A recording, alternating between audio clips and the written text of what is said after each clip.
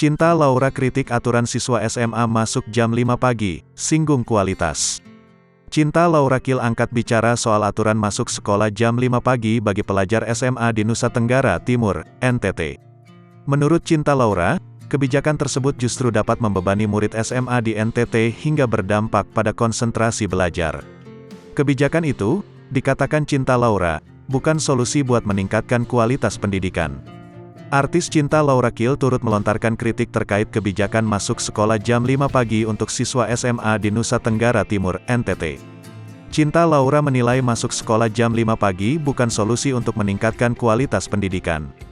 Melalui cuitan di Twitter pribadinya, Cinta Laura juga menyinggung soal kurang tidur dan stres yang bisa berdampak turunkan konsentrasi anak.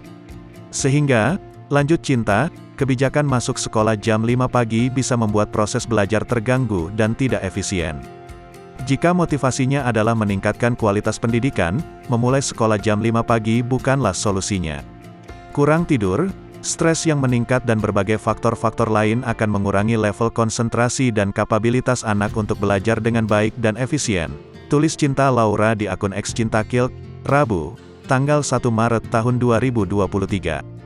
Diketahui, Pemprov NTT memberlakukan kebijakan masuk sekolah pukul 5 waktu Indonesia Tengah untuk siswa SMA sederajat.